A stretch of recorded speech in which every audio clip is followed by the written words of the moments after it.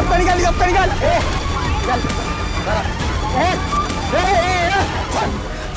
Uncle, uncle मैं काजल, आप please मेरी हेल्प करिए, मुझे आपकी हेल्प की जरूरत है अंकल। आप प्लीज प्लीज अंकल मेरी हेल्प करिए, मैं मुसीबत में हूँ।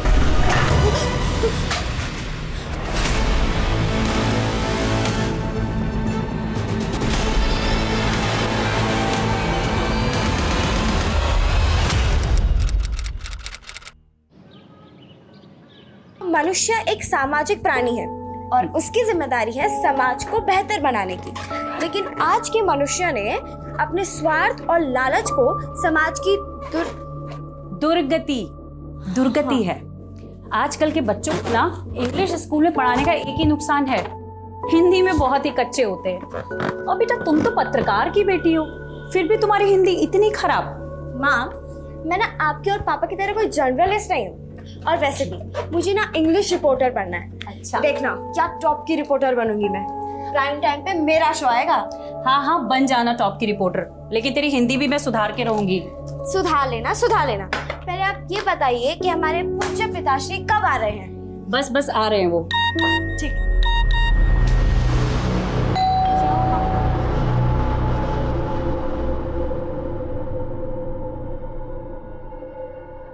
पापा, हो गई पार्टी की तैयारियां? हाँ थोड़ी सी बाकी है। मेरे बिना दादी, ये दादी कैसी है आप? मैं ठीक हूँ, तू कैसी है? मैं ठीक हूँ। अभी आप इतने टाइम बाद आई है ना, तो मैं आपको वापस नहीं जाने देने वाली। अब हो गई शिकायत दूर। चल बर्थडे पार्टी मनाते हैं। हाँ?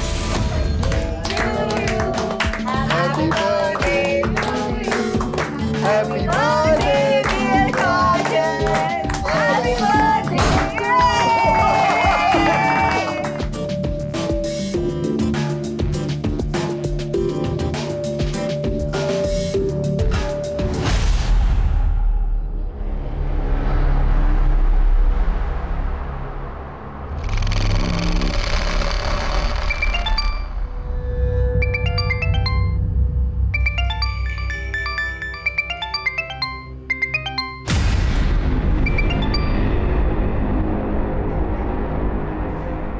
क्या हुआ गीतिका? किसका कॉल था गीतिका? किसी का नहीं, ये टेली कॉलर्स भी ना कॉल कर करके परेशान करते रहते हैं बस।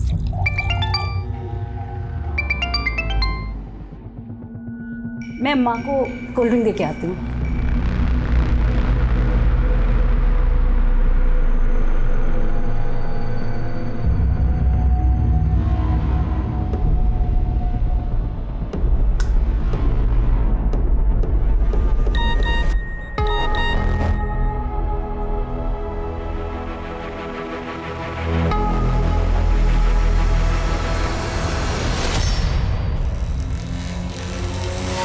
अच्छा, तो ये बात, ये छुपा रही है तुम मुझसे? कौन था मामा? कौन है? कौन है वहां?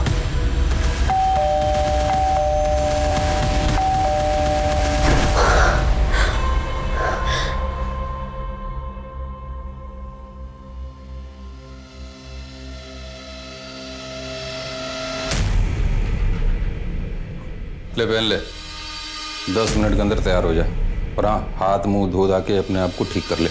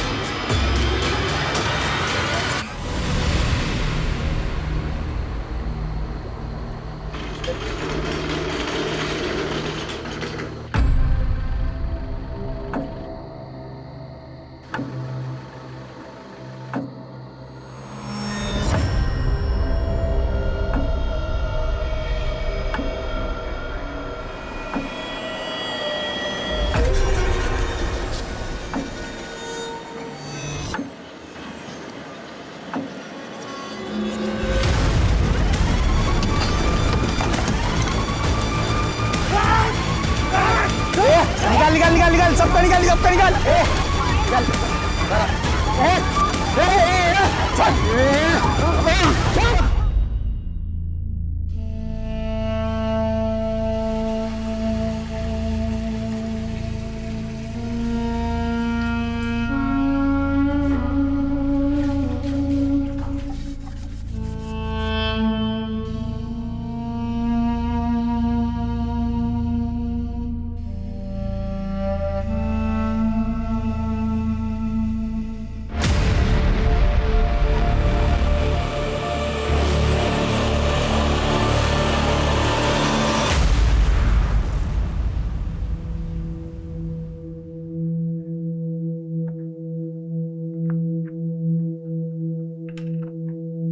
क्या जरूरत थी ये सब करने की? कितना खून निकल रहा है। माँ चल उधर चल, कुछ नहीं हुआ माँ, तू चुप रह। ऐसा ही कटे, कुछ नहीं हुआ। ये छोटा सा कट है, हाँ ज्यादा लग जाती तो।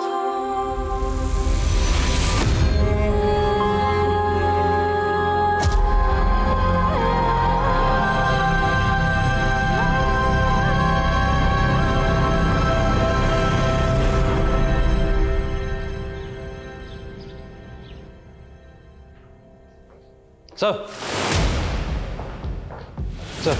अभी अभी खबर मिली है कि बाईपास पर एक फैमिली के साथ लूटपाट हुई है सर। उनके एक फैमिली मेंबर की हत्या कर दी गई और उनकी महिलाओं के साथ रेप हुआ है सर। चलो।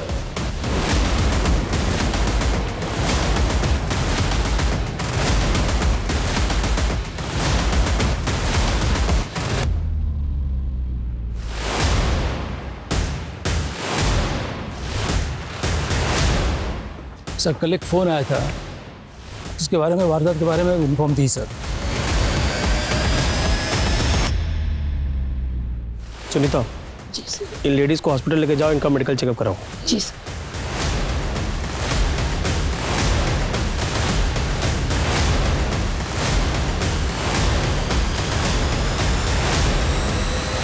कैसे हुआ ये सब? कौन थे बोलो?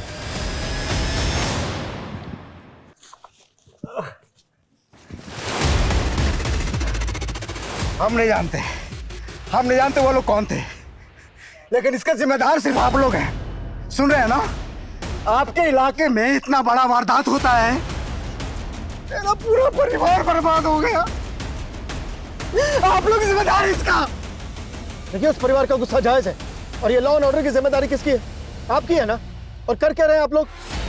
आपकी वजह से जनता में मेरी छवि खराब हो रही है। सर हम क्रिमिनल्स को पकड़ने की पूरी कोशिश कर रहे हैं और हम ये case senior officer Abhimanyu Jindal को हैंडओवर कर रहे हैं सर।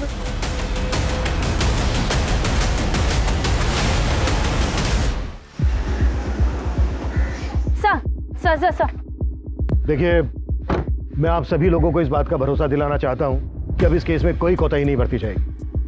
हम उन सभी क्रिमिनल्स का पता लगाने की कोशिश कर रहे हैं जिन्होंने इस वारदात को अंजाम दिया। लेकिन सर इससे पहले भी इस इलाके में और भी कई वारदातें हो चुकी हैं। देखिए मैं समझता हूं ये केस बहुत ही संवेदनशील है, इसमें हमें आप सभी लोगों के सहयोग की भी जरूरत है। अगर आप लोगों के पास इस केस से संबंधित कोई भी जानकारी है तो प्लीज हमारे साथ शेयर कीजिए। क्या लग रही है, हैं? हमारा नंबर है 93395252। ज्यादा मत देगा कर, दिमाग खराब होता है। चल आजा।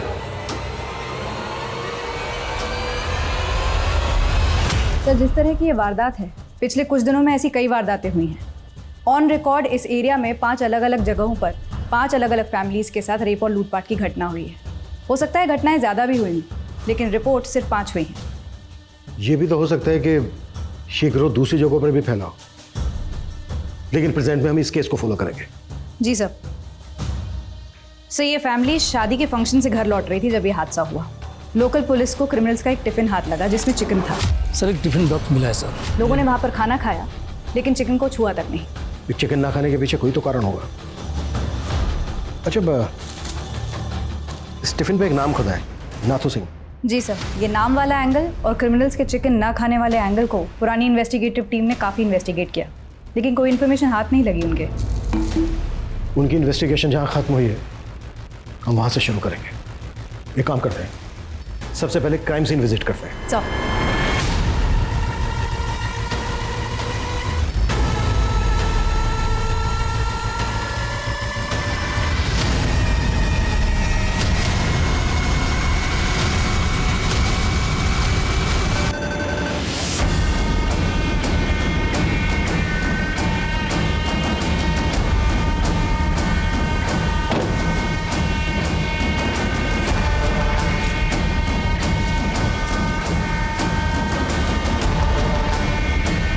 सर, ये जगह बाईपास रोड से लगभग आधा किलोमीटर जंगल के अंदर है।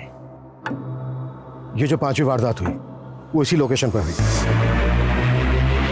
इस 5वीं वारदात से पहले जो 4 वारदातें हुई थी वो यहाँ से करीब 8 से 10 किलोमीटर की दूरी पर हुई थी, और ये 5 वारदातें इसी बाईपास रोड के आसपास हुई हैं।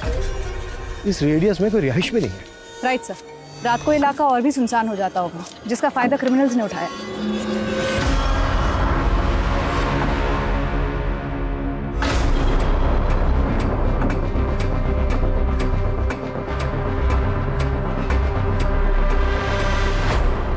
अगर आसपास कोई रिहाइश नहीं है तो फिर यहाँ पे पूजा करने कौन आता होगा? शाश्वता, आसपास के इलाकों में पता करो कि यहाँ पर लोकल लोगों का आना जाना है क्या।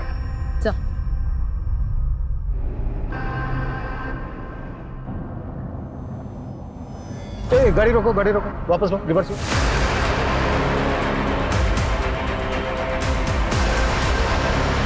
रोको।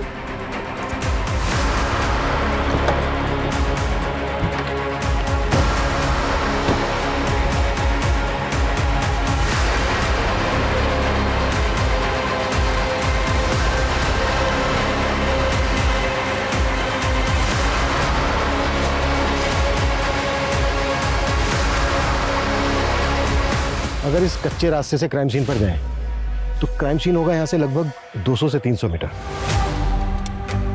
और अगर प्रॉपर रोड से जाएं तो क्राइम सीन का डिस्टेंस होगा लगभग 1 किलोमीटर। ये बैरिकेडिंग ऐसी जगह पर है कि यहाँ से क्राइम सीन का शॉर्टकट है।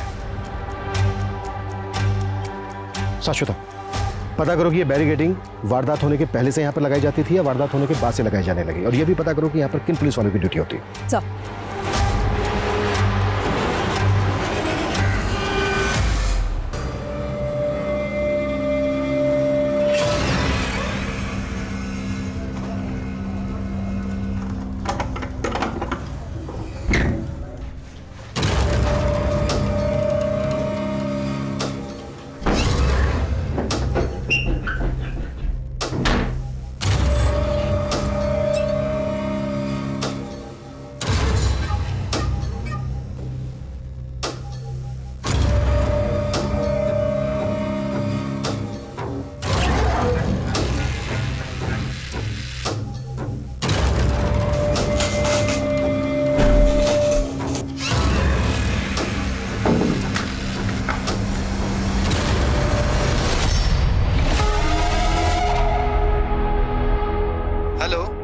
हेलो, मुझे अंकल से बात करनी है। अंकल? कौन अंकल? देखिए, आप प्लीज अंकल को फोन दीजिए मुझे। हेलो। सर, वारदात के पहले या बाद में किसी भी पुलिस चौकी ने उस जगह बैरिकेड्स नहीं लगाए थे। वो बैरिकेड्स वहां किसने पहुंचाए इसकी कोई इन्फॉर्मेशन नहीं मिल रही है। कहीं ऐसा तो नहीं है कि वो बैरिकेड क्रिमिनल्स के द्वारा इस्तेमाल किए गए हो? उसी बैरिकेडिंग से टारगेट सेट करके आगे इंफॉर्मेशन पास कर दी जाती हो। एक काम करो, विक्टिम्स की फैमिलीज को बुलाओ। सर, उस रात हम शादी से वापस लौट रहे थे और अचानक गुंडों ने हम पे हमला कर दिया। निकाल, सबको निकाल। अच्छा, जहाँ पर ये वारदात हुई उससे पहले तुम्हें कोई पुलिस बैरिकेडिंग मिली थी? सर, आधा 1 किलोमीटर पहले एक नाकाबंदी पे हमारी गाड़ी रुकवाई गई थी।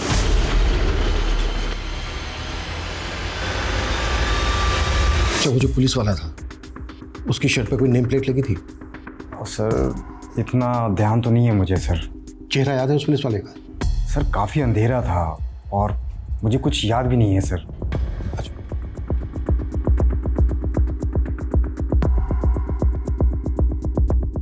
सर, क्राइम सीन के आसपास के रिहायशी इलाकों में हमने उस पत्थर के बारे में इंफॉर्मेशन निकाली जिस पर सिंदूर लगा हुआ मिला था, लेकिन वहाँ के लोग ऐसी कोई पूजा करते हों इसकी इंफॉर्मेशन नहीं निकली। अगर लोकल लोग वहाँ पर पूजा नहीं करते तो क्या क्रिमिनल्स ने वहाँ पर पूजा की होगी?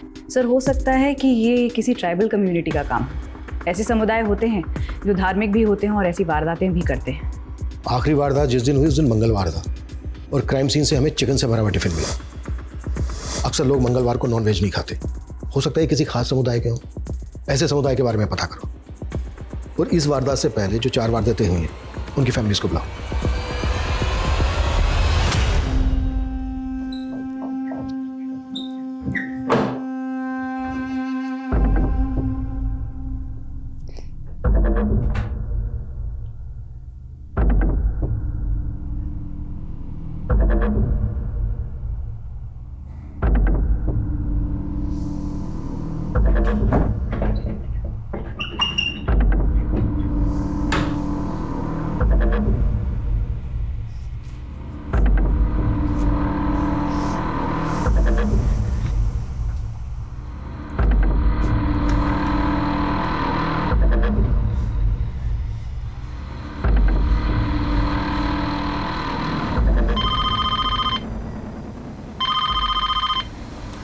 हेलो, मुझे अंकल से बात करनी है। आप मेरी अंकल से बात करवाइए। कौन से अंकल से आपको बात करनी है? ये पुलिस स्टेशन है। वो जो टीवी पर आए थे ना, मुझे उस अंकल से बात करनी है, तो आप इस अंकल से बात करवाइए। कौन से अंकल आए थे टीवी पे? आप बताइए बेटा, क्या बात है, मुझे बताइए। क्या हुआ? सर, एक बच्ची का कॉल है, वो कह रही है मुझे उस अंकल से बात करनी है जो टीवी पर आए थे। हेलो हेलो बेटा, मैं वही अंकल हूँ जो न्यूज़ में आए थे टीवी पर। बोलो, क्या बात करनी है? अंकल, मैं ना यहाँ पर फंस।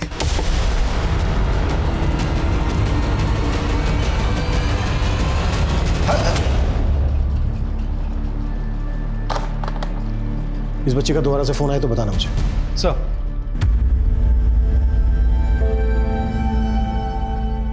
डॉक्टर रंजन, मैं समझ सकता हूँ ये आपके लिए बहुत मुश्किल होगा, पर क्रिमिनल तक पहुंचने के लिए ये हमारे लिए बहुत जरूरी है। 23 मई की रात को जो जो आपके साथ हुआ था, प्लीज वो हमें डिटेल में बताइए। सर, उस दिन मेरे नए क्लिनिक का ओपनिंग फंक्शन था। मैं अपनी फैमिली के साथ उस बाईपास रोड से घर लौट रहा था कि तभी 5 गुंडे लोगों ने हमारी गाड़ी का रास्ता रोक लिया। सर, मैंने उनकी बहुत मिन्नतें की लेकिन उन्होंने मेरी एक बात नहीं सुनी और सब कुछ लूट कर ले गए हमसे। सर, हमारे पति बिजनेसमैन थे, तो उस दिन हम लोग गोरखपुर से घर जा रहे थे। उन गुंडों ने हमारी कार पे कुछ फेंका जिससे हमारी कार इनबैलेंस हो गई। उन लोगों ने हमारे पति को मार दिया और हमारे साथ। उस घटना के कुछ देर पहले एक चेक पोस्ट पे हमारी गाड़ी के पेपर चेक हुए थे। हाँ सर, वहाँ से कुछ देर पहले एक नाकाबंदी थी। हाँ सर, हमारी गाड़ी की भी चेकिंग हुई थी। इन 5 वारदात में एक चीज कॉमन है, चेक पोस्ट पर विक्टिम्स की गाड़ी को रोके जाना। I am sure in criminals के कुछ साथी फेक पुलिस वाले बनकर टारगेट सेट कर रहे थे, आगे इन्फॉर्मेशन पास कर रहे थे और उनके दूसरे साथी वारदात को अंजाम पहुंचा रहे थे। लेकिन सर, किसी भी विक्टिम ने क्रिमिनल का चेहरा नहीं देखा क्योंकि वारदात के वक्त सबके चेहरों पर गमछे बंधे हुए थे। हाँ, लेकिन जो फेक पुलिस वाले थे उनका चेहरा तो देखा होगा, और हो सकता है विक्टिम्स में से किसी ने क्रिमिनल्स का चेहरा भी देखा हो। विक्टिम्स के साथ दोबारा से बात करो, फेक पुलिस वाले और क्रिमिनल्स, इनके स्केच बनवाओ। सर,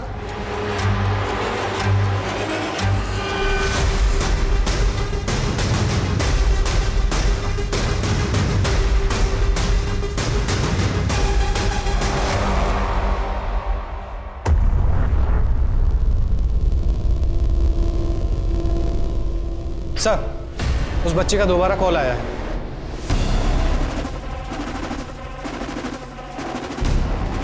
हेलो अंकल, मुझे आपकी हेल्प चाहिए। मैं बहुत मुसीबत में हूँ, आप प्लीज़ मेरी हेल्प करिए। हाँ हाँ बेटा, हम जरूर बचा लेंगे। अच्छा बताओ, तुम किस मुसीबत में हो और इस वक्त हो कहाँ पर?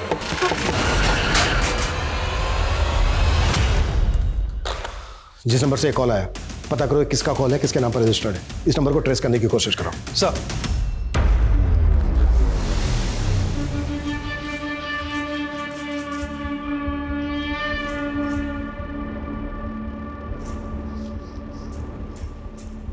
ए, ए,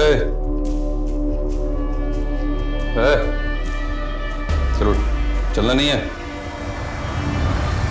सर, कुछ विक्टिम्स की मदद से हमने क्रिमिनल्स के स्केचेस बनवाने की कोशिश की।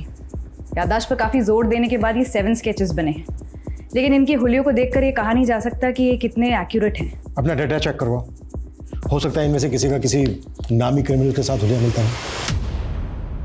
अब तक जो ये 5 वारदातें हुई हैं, उनमें से पहली वारदात हुई 30 मई को, दूसरी हुई 5 जून को, तीसरी हुई 11 जून को, चौथी हुई 17 जून को और ये आखिरी हुई 23 जून मंगलवार के दिन। 30 मई को जो हुई थी उस दिन सैटरडे था, 5 जून को जो हुई उस दिन फ्राइडे था, 11 जून को जो हुई उस दिन थर्सडे था, 17 जून को जो हुई उस दिन वेडनेसडे था, 23 जून को जो हुई उस दिन ट्यूसडे था, यानी कि मंगलवार। गौर करने वाली बात यह है कि एक वारदात से दूसरी वारदात के बीच 6 दिन का गैप है, 6 डेज। लेकिन जो ये आखिरी वारदात हुई थी 23 जून को मंगलवार के दिन, तब से लेके अब तक 10 दिन हो गए, कोई वारदात नहीं हुई है। 10 डेज। सर, हो सकता है इस केस में हमारे इन्वॉल्वमेंट के बाद वो लोग शांत बैठ गए। लेकिन हम शांत नहीं बैठने वाले हैं जब तक कि हमें कोई लीड ना मिल जाए।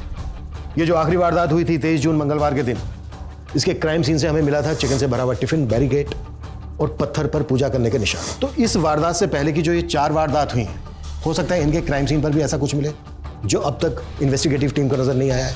हमें ये चारों क्राइम सीन रिविजिट करने हैं। क्लियर? सर,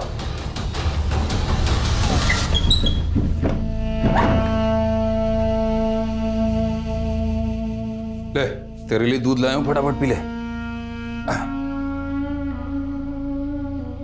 सुना नहीं? दूध लाया हूं, फटाफट पी ले। नहीं मानेगी।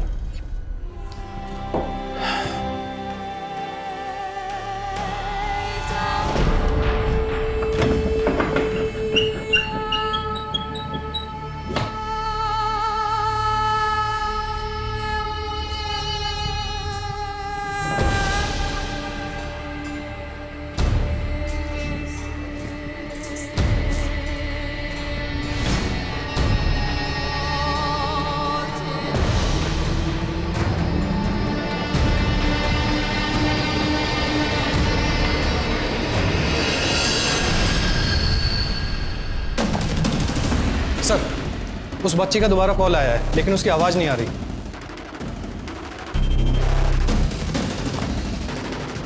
हेलो हेलो हेलो अंकल, मैं काजल, मुझे आपकी हेल्प चाहिए। बेटा, मुझे आपकी आवाज नहीं आ रही है। Hello uncle, hello. अगर आपको मेरी आवाज आ रही है तो मैं ये फोन काट के अपने मोबाइल फोन से आपको वीडियो कॉल करता हूँ। अंकल अंकल, मैं काजल। हेलो बेटा, हेलो। मुझे आपकी हेल्प की जरूरत है अंकल, आप प्लीज प्लीज अंकल मेरी हेल्प करिए, मैं मुसीबत में हूँ।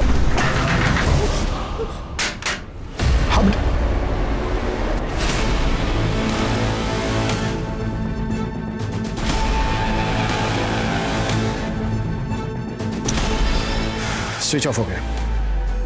बच्ची काफी घबराई हुई लग रही है। ऐसा लग रहा है जैसे किसी मुसीबत में हो, उसको कहीं बंद करके रखा गया हो। ये देखो, विंडोज पर भी वुडन प्लैंक्स लगे हैं। जिस नंबर से बच्ची फोन कर रही है, मैंने कहा था तुमसे पता करो किसका नंबर है, कहाँ का है, पता किया? सर, टेलीकॉम सर्विस प्रोवाइडर को बोला था, लेकिन एक बच्ची मुसीबत में है, मदद मांग रही है हमसे। कुछ भी हो सकता है उस बच्ची के साथ, और तुम्हारे पास लेकिन के अलावा कोई जवाब नहीं है। खड़े क्या हो, पता करो। सर,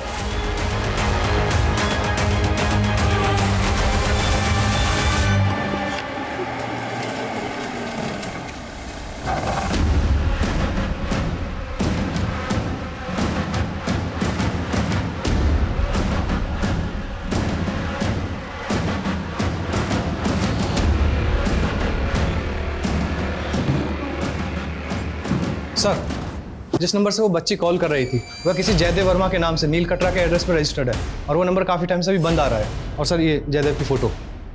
अच्छा, जिस वक्त बच्ची ने कॉल किया था उस वक्त वो नंबर कहाँ पर एक्टिव था? सर, गौतम नगर।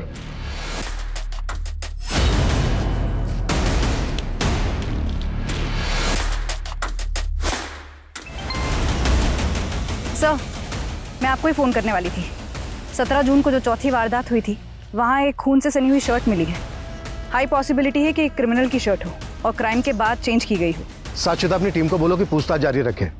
मैंने अभी तुम्हें एक जयदेव वर्मा नाम के आदमी का एड्रेस भेजा है। वो बच्ची हमें जिस नंबर से फ़ोन कर रही थी, वो नंबर इस जयदेव वर्मा के नाम पर रजिस्टर्ड है। चेक करो इसे।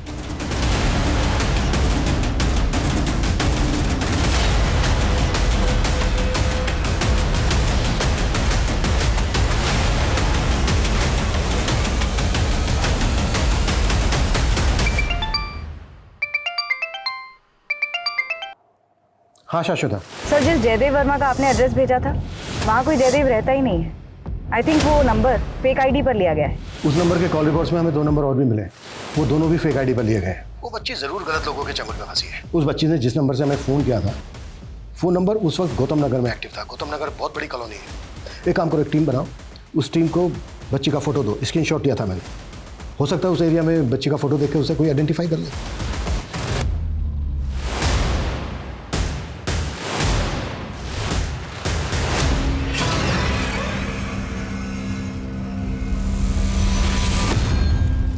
अगर ये शर्ट उन्हीं क्रिमिनल्स में से किसी एक की है तो ये जेके टेलर से हमें उनकी लीड मिल सकती है। सर, शांतिनगर पुलिस थाने से उस बच्ची के बारे में पता चल गया जो लगातार हमें फ़ोन करती रहती है। सर, लगभग 1 साल पहले इस बच्ची के माँ बाप की मौत एक कार एक्सीडेंट में हो गई थी, तभी से ये बच्ची मिसिंग। वो बच्ची 1 साल से मिसिंग है। उसकी फैमिली में और कौन कौन है? सर, इसकी दादी है और चाचा है।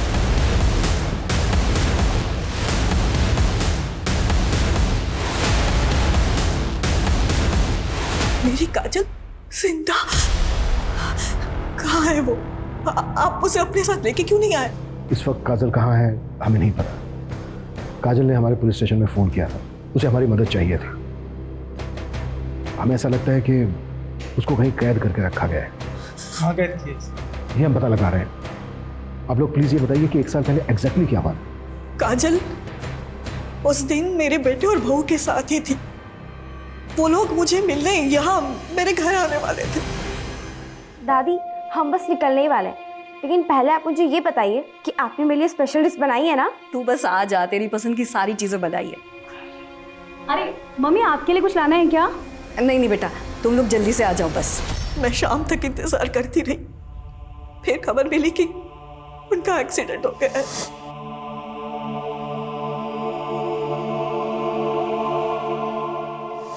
पुलिस ने कहा कि मेरे बेटे और बहू का एक्सीडेंट हुआ था, पर काजल वहां थी ही नहीं। उसमें ऐसा कैसे हो सकता है कि काजल भैया और भाभी के साथ नहीं होगी? इसलिए मम्मी को उन पे शक हुआ। मुझे तो ये भी लगा था कि मेरे बेटे और बहू का एक्सीडेंट नहीं बल्कि हत्या हुई थी। पोस्टमार्टम रिपोर्ट में तो ऐसा कुछ नहीं। सब कुछ झूठ लिखा था साहब। मैंने अपनी आंखों से मेरे बेटे और बहू की लाशें देखी थी। वो एक्सीडेंट नहीं था। मेरी बहू के पैर पे खून के निशान थे, जबकि वहां कोई चोट लगी नहीं थी। हमने कितना कहा लेकिन किसी ने हमारी नहीं सुनी। उस वक्त किसी पर शक था आपको? नहीं सर, हमें ऐसा कोई अंदाज़ा नहीं है सर। लेकिन हाँ, हमें ये ज़रूर लगा था कि भैया और भाभी जर्नलिस्ट थे और शायद इसी वजह से उन्हें टारगेट किया जा रहा था सर। काजल ने जिस नंबर से हमें फ़ोन किया था, वो नंबर उस वक्त गौतम नगर में एक्टिव था।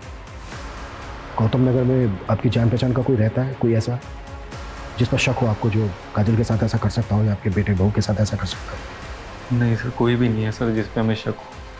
लेकिन सर हम बस ये चाह रहे हैं आप काजल को प्लीज़ जल्दी ढूंढ दीजिए सर, हमें उसकी बहुत चिंता हो रही है।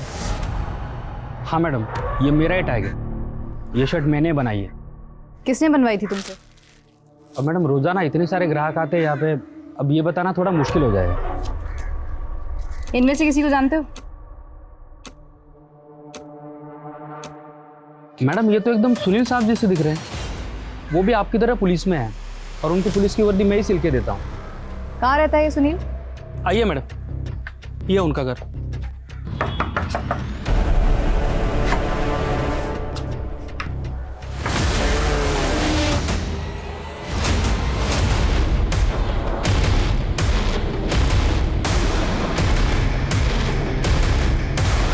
सर, मैंने सुनील के रिकॉर्ड्स अच्छे से चेक किए, कहीं भी इन्फॉर्मेशन नहीं मिली कि वो पुलिस वाला है। जबकि अमोल ने सुनील का फोटो आइडेंटिफाई करते हुए कहा है कि ये वही पुलिस वाला है जिसने वारदात वाले दिन बैरिकेडिंग पर उसकी गाड़ी रोकी थी। मतलब अब ये साफ है कि सुनील उन क्रिमिनल्स में से एक है जो फेक पुलिस वाले बनकर टारगेट सेट करते थे और उनके बाकी के साथी वारदात को अंजाम देते थे। सर, टेलर ने जो सुनील का नंबर दिया था वो किसी फेक आईडी पर रजिस्टर्ड है, और सर सुनील का वो नंबर उन 2 नंबरों में से एक है जिससे काजल हमें कॉल करती थी। मतलब इस सुनील का काजल के अब्डक्शन से भी कनेक्शन है? सर कहीं ऐसा तो नहीं कि काजल के पेरेंट्स इसी गैंग का शिकार हुए हों और फिर इसी गैंग ने काजल को अबडक्ट कर लिया? काजल की दादी और चाचा का भी यही कहना है कि उनका मर्डर हुआ था। काजल की दादी और चाचा को बुलाओ, हो सकता है ये लोग इन क्रिमिनल्स को पहचानते हो। इनमें से तो हम किसी को नहीं जानते, पर ये आदमी का चेहरा कुछ दिखा दिखा लग रहा है। कहाँ देखा था आपने इसको?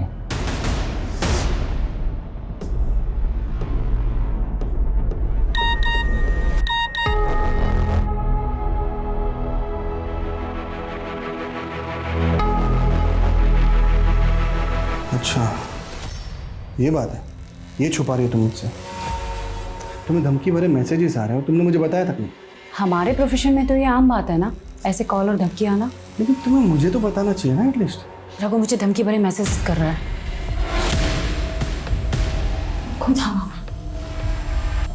कौन है? कौन है वहां?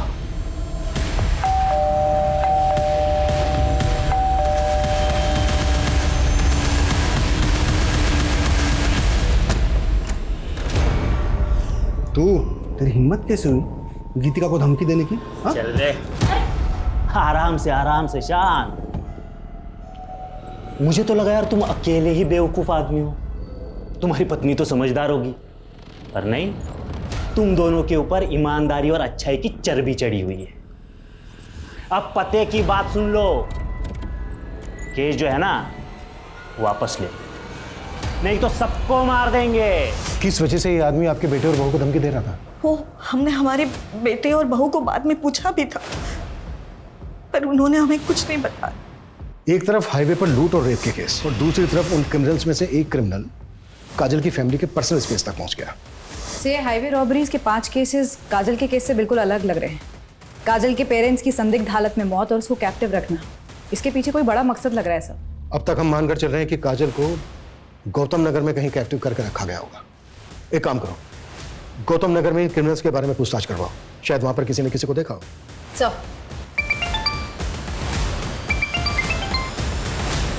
जैन सर। हाँ सर, ये बच्ची को मैंने कई बार देखा हूँ। ये लड़का मेरे ऑटो में कई बार इसको लेके जाता था। ये दोनों लड़के और बच्ची अब कहाँ मिलेंगे? और तुम इनको कहाँ से पिक करते थे अपने ऑटो में?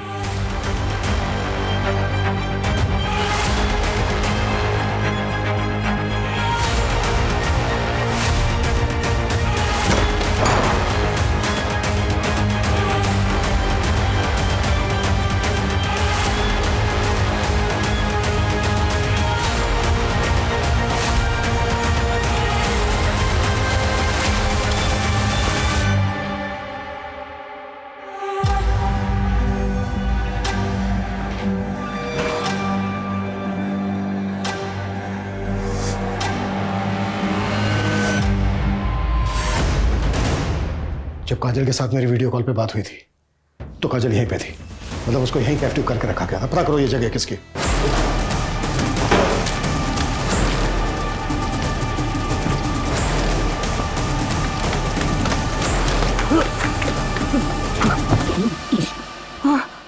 काजल कहाँ है?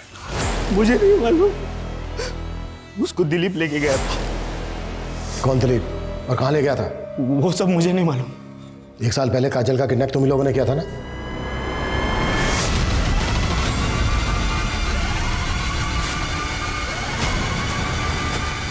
आनंद, क्या हो? बाहर दिखा रहे लेकिन क्या हुआ? आनंद, अरे क्या कर रहे हो? अरे मेरी बात तो सुनो। आवाज बाहर एकदम। छोड़ मुझे।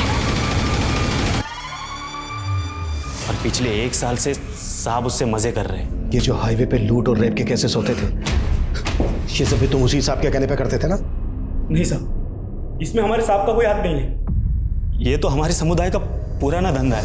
हम अपने देवता को प्रसन्न करते हैं और हम में से एक पुलिस के भेष में बैरिकेडिंग लगा के टारगेट सेट करता है और हमको इन्फॉर्म कर देता है। कि सुनील तो तुम्हारे लिए काम करता था, फिर उसको क्यों मारा? उसके साथ बंटवारे के लिए झगड़ा हो गया था तो मेरे लोगों ने उसको मार दिया। देख, सब कुछ तो बता दिया तूने, अब ये भी बोल दे कि तेरा साहब कौन है और काजल कहाँ है।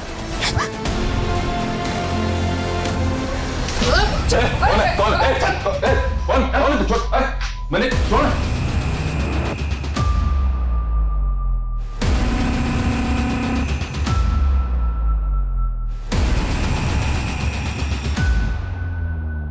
बेटा डरो मत, तुम्हें डरने की कोई जरूरत नहीं है, अब तुम हमारे पास हो, कुछ नहीं होने देंगे हम तुम्हें। बस बेटा हमें ये बता दो कि वो लोग तुम्हें किस आदमी के पास लेके जाते थे? पापा ने उस अंकल के अगेंस्ट न्यूज़ छापी थी। चल अंदर चल, इधर है तेरा पति, किधर बुला बुला उसको। अरे ये क्या कर क्या? उसके करप्शन के एविडेंस थे, इसलिए उसने। साहब ने बोला था कि उनकी मौत ऐसे हो जैसे एक्सीडेंट लगे, और कार को खाई में फेंक दिया। तुम्हारा हिसाब कौन है?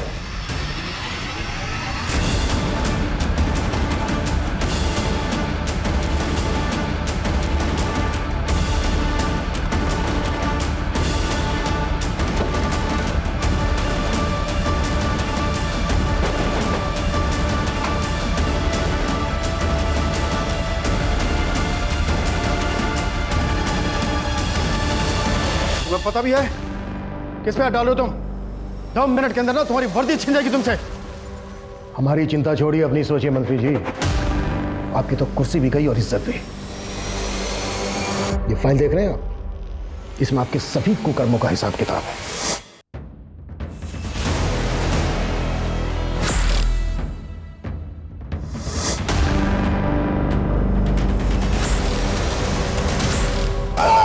और आपके कुछ वीडियो भी हैं हमारे पास जो इस बात का सबूत है कि आप लड़कियों को बंदी बना के रखते थे, उस समय समय पर उनका रेप भी करते थे। चले ससुराल।